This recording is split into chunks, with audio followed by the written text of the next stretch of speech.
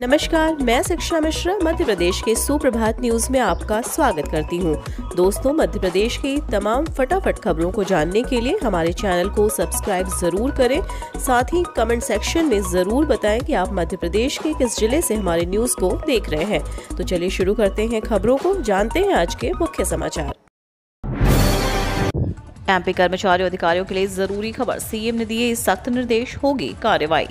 CM Shivraj Singh Chauhan ने बीते दिन देवास जिले में संचालित जन कल्याणकारी योजनाओं, विकास कार्यों तथा कानून व्यवस्था की स्थिति की मॉर्निंग मीटिंग में समीक्षा की और कहा कि भ्रष्टाचार कोड है, इसे पूरी तरह समाप्त करना है। भ्रष्टाचार पर राज्य सरकार की जीरो टॉलरेंस की नीति है। जन कल्याणकारी योजनाओं, विकास कार्यों, थानों में एफआईआर लिखे जाने और आपराधिक प्रकरणों पर कार्यवाही के मामलों में भ्रष्टाचार की प्रत्येक शिकायत या सूचना पर दृढ़ इच्छा शक्ति के साथ तत्काल कार्यवाही सुनिश्चित करें।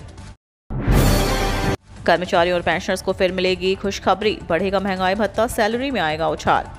केंद्रीय कर्मचारियों और पेंशनर्स को एक बार फिर खुशखबरी मिल सकती है। हाल ही में जारी हुए AICPI इंडेक्स के आंकड़ों के अनुसार नए साल में कर्मचारियों का महंगाई भत्ता फिर 3 से 4% तक बढ़ सकता है। वहीं दिसंबर से पहले 18 महीने के बकाया DA एरियर पर फैसला लिया जा सकता है। अगर ऐसा हुआ तो 1 करोड़ से ज्यादा कर्मचारियों, पेंशनरों को सैलरी और पेंशन में लाभ होगा। हालांकि अभी आधिकारिक पुष्टि होना बाकी है। अभ्यर्थियों के लिए अपडेट, 3 दिसंबर से पहले करें चॉइस फिलिंग, इस आधार पर होगी पदस्थापना। अभ्यर्थियों के लिए ताज़ा अपडेट है। मध्य प्रदेश में राष्ट्रीय आयुष मिशन में संविदा CHO कम्युनिटी हेल्थ ऑफिसर वर्ष 2022 की परीक्षा 23 जून 2022 को आयोजित की गई थी। परीक्षा की प्रावीण्य सूची 23 जुलाई 2022 को MP ऑनलाइन के माध्यम से जारी की जा चुकी है। रिक्त सीटों पर आवंटन के लिए अभिलेख सत्यापन के बाद पात्र अभ्यर्थियों के लिए 29 नवंबर से 3 दिसंबर 2022 तक MP ऑनलाइन की वेबसाइट www.mponline.gov.in पर संस्थावार चॉइस फिलिंग प्रदर्शित करेगी। यदि कोई अभ्यर्थी चॉइस फिलिंग नहीं करता है तो ऐसे अभ्यर्थी का चयन नहीं किया जाएगा। इसके लिए उम्मीदवार स्वयं उत्तरदायी होगा। इस संबंध में कोई दावा मान्य नहीं होगा। चॉइस फिलिंग के बाद प्रावीण्य सूची के आधार पर पदस्थापना की जाएगी। चॉइस फिलिंग के लिए पोर्टल शुल्क 50 रुपये और GST शुल्क देय होगा। उम्मीदवारों के लिए अपडेट, जनवरी से मई के बीच होंगी ये परीक्षाएं, विभिन्न पदों पर होगी भर्ती, कैलेंडर जारी। मध्य प्रदेश लोक सेवा आयोग के उम्मीदवारों के लिए महत्वपूर्ण सूचना है। आयोग ने वर्ष 2023-24 के लिए परीक्षा कार्यक्रम घोषित कर दिया है। आयोग द्वारा वर्ष 2023-24 के लिए 2 भागों में परीक्षाओं के आयोजन की जानकारी दी गई है। भाग 1 के अंतर्गत राज्य सेवा परीक्षाएं, जबकि भाग 2 के अंतर्गत अन्य भर्ती परीक्षाएं आयोजित की जाएंगी। MPPSC का नया एग्जाम कैलेंडर ऑफिशियल वेबसाइट पर उपलब्ध है। राहुल गांधी की भारत जोड़ो यात्रा संविधान निर्माता बाबा साहेब की जन्मस्थली पहुंची।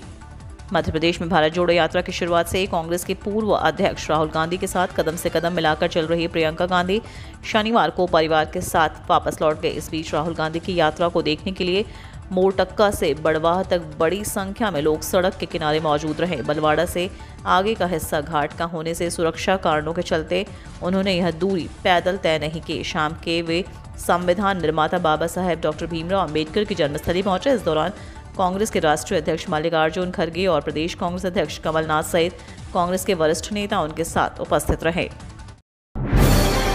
स्कूली बच्चों ने ली यातायात नियम पालन की शपथ। परिवार में वाहन चलाने वालों को हेलमेट लगाने के लिए करेंगे प्रेरित।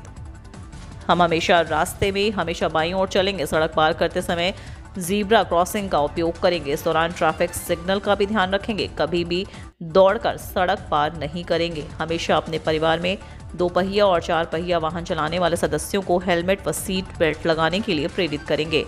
हमारे परिवार में जिन लोगों के पास ड्राइविंग लाइसेंस नहीं है उन्हें वाहन नहीं चलाने देंगे। हम शासकीय उच्चतर माध्यमिक विद्यालय बरखेड़ी के बच्चे ट्रैफिक सिग्नल और नियमों का पूरी लगन से पालन करेंगे। इंदौर पैटर्न पर होगा काम, वार्ड प्रभारी संभालेंगे योजनाओं की जिम्मेदारी, ARI करेंगे वसूली।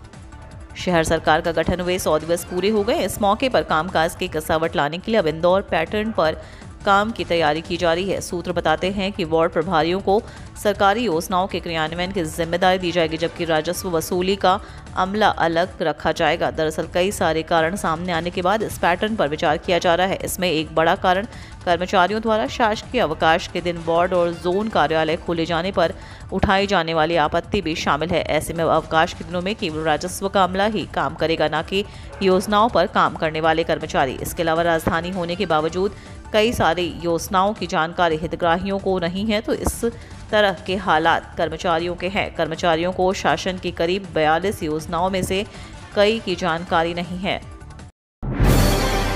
भारतीय किसान यूनियन ने अपनी मांगों को लेकर दिया धरना प्रदर्शन। भारतीय किसान यूनियन मध्य प्रदेश ने शनिवार को अपनी मांगों को लेकर धरना प्रदर्शन दिया। इससे पहले उन्होंने शाहजहानी पार्क से लेकर नीलम पार्क तक रैली निकाली और किसानों की मांग पूरी नहीं होने के चलते शासन के खिलाफ नारे भी लगाए। इस दौरान भारी पुलिस बल तैनात रहे। यूनियन के पदाधिकारियों और किसानों को नीलम पार्क के पास पुलिस ने रोक दिया था। यहाँ सड़क पर ही धरना देने के लिए बैठ गए। उनकी मांग थी कि जब मुख्यमंत्री शिवराज सिंह चौहान भारतीय किसान संघ के आंदोलन में पहुंच सकते हैं तो हमारे प्रदर्शन में क्यों नहीं आ सकते। भारतीय किसान यूनियन के प्रदेश संयोजक और पूर्व विधायक डॉक्टर सुनीलम धरना प्रदर्शन में शामिल हुए। यहाँ उन्होंने यूनियन के कार्यकर्ताओं को अपनी मांगों को लेकर बताया। उन्होंने कहा कि हम संविधान दिवस के अवसर पर देश भर के किसान अपने अपने राज्यों के राज्यपाल को केंद्र सरकार द्वारा किसानों से किए गए वादे याद दिला रहे हैं। मध्य प्रदेश में राज्य पुलिस सेवा के 60 से अधिक अधिकारियों का तबादला। मध्य प्रदेश गृह विभाग ने शनिवार को राज्य पुलिस सेवा के 60 से अधिक अधिकारियों का तबादला कर दिया है। इनमें सहायक पुलिस आयुक्त, नगर पुलिस अधीक्षक, एसडीओपी, उप पुलिस अधीक्षक, सहायक सेनानी पद के अधिकारी शामिल हैं। दिल्ली सरकार द्वारा इमामों को दिए जा रहे वेतन के खिलाफ लगी थी आरटीआई। सूचना आयोग ने किया आदेश पारित। केंद्रीय सूचना आयुक्त उदय माहोरकर ने दिल्ली सरकार द्वारा इमामों को दिए जाने वाले वेतन के खिलाफ एक आरटीआई आवेदन पर आदेश पारित किया है। केंद्रीय सूचना आयुक्त ने कहा, केवल मस्जिदों में इमामों और अन्य लोगों को वेतन देना न केवल हिंदू समुदाय, अन्य गैर मुस्लिम अल्पसंख्यक धर्मों के सदस्यों के साथ विश्वासघात करना है, बल्कि भारतीय मुसलमानों के एक वर्ग के बीच पैन इस्लामिक प्रवृत्ति को बढ़ावा देना भी है। आयुक्त ने कहा कि मुस्लिम समुदाय को विशेष धार्मिक लाभ देने जैसे कदम, जैसा कि वर्तमान मामले में उठाया गया है, वास्तव में अंतर्धार्मिक सद्भाव को गंभीर रूप से प्रभावित करता है, क्योंकि वे अति राष्ट्रवादी आबादी के एक वर्ग से मुसलमानों के लिए अवमानना को आमंत्रित करते हैं। अमेजॉन ने भारत में बंद की अपनी फूड डिलीवरी सर्विस। 29 दिसंबर के बाद नहीं होगी डिलीवरी। जानी मानी कंपनी अमेजॉन ने भारत में अपनी फूड डिलीवरी सर्विस को बंद करने का फैसला किया है। कंपनी ने अपने रेस्टोरेंट पार्टनर्स को भेजी जानकारी में बताया कि वह आगामी 29 दिसंबर से इस सर्विस को बंद कर रही है। अमेजॉन ने अपनी सर्विस बंद होने को लेकर कहा कि हमने अपना सालाना ऑपरेटिंग रिव्यू प्रोसेस के तहत अमेजॉन फूड को बंद करने का फैसला किया है, जो बेंगलुरु में हमारी तरफ से पायलट प्रोजेक्ट के तौर पर शुरू किया गया फूड डिलीवरी बिजनेस है। अमेजॉन ने करीब 2 साल पहले मई 2020 में बेंगलुरु से अपनी food delivery service Amazon food launch की थी। शहर के विकास में 55 बिंदुओं पर किया गया विमर्श। महापौर जगत बहादुर सिंह अन्नू ने निगमायुक्त आशीष वशिष्ठ सहित सभी विभाग प्रमुखों के साथ नगर निगम मुख्यालय में बैठक के। इस दौरान नर्मदा में मिलने वाले गंदे नालों सहित अन्य बिंदुओं पर मंथन किया गया। सड़क, उद्यान, शमशान घाटों का उन्नयनीकरण, महापौर cup, smart clinic, smart school, जलापूर्ति, आवास योजना, सफाई व्यवस्था, तालाबों का सौंदर्यीकरण के साथ अन्य 55 प्रमुख बिंदुओं पर विमर्श के बाद दिशा निर्देश जारी किए गए। इस दौरान सभी अधिकारियों से अपेक्षा की गई कि वह सभी कार्यों को समय सीमा पर पूरा करने में कदम से कदम मिलाकर चलने में सहयोग करें। धान खरीदी केंद्र खुलने से पहले ही विवादों में किसानों में दिखा आक्रोश। हर बार धान खरीदी केंद्रों पर फैली अनियमितताओं को लेकर सुर्खियों में रहने वाले दमोह में इस बार शुरुआती दौर में बवाल खड़ा हो गया और इसको लेकर किसानों में रोष व्याप्त है। जिले के अलग अलग इलाकों के किसान कलेक्टर के दफ्तर पहुंचकर अपनी नाराजगी जाहिर करने के साथ अनियमितताओं को दूर करने की मांग कर रहे हैं।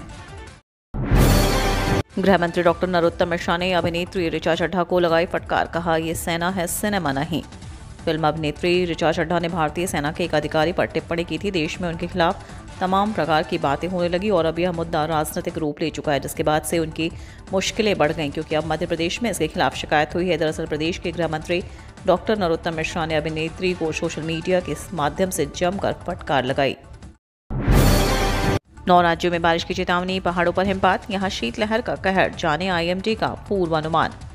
देश के मौसम में बदलाव का सिलसिला जारी है। केरल और तमिलनाडु समेत दक्षिण राज्यों में हल्की से तेज बारिश का दौर चल रहा है, तो वहीं उत्तर प्रदेश, मध्य प्रदेश और राजस्थान जैसे राज्यों में ठंड बढ़ने लगी और तापमान में दिनों दिन गिरावट दर्ज की जा रही है। आने वाले कुछ दिनों में उत्तर भारत में पहाड़ी राज्यों में अच्छी बर्फबारी के कारण मैदानी राज्यों में ठंड और तेज होने के संकेत हैं।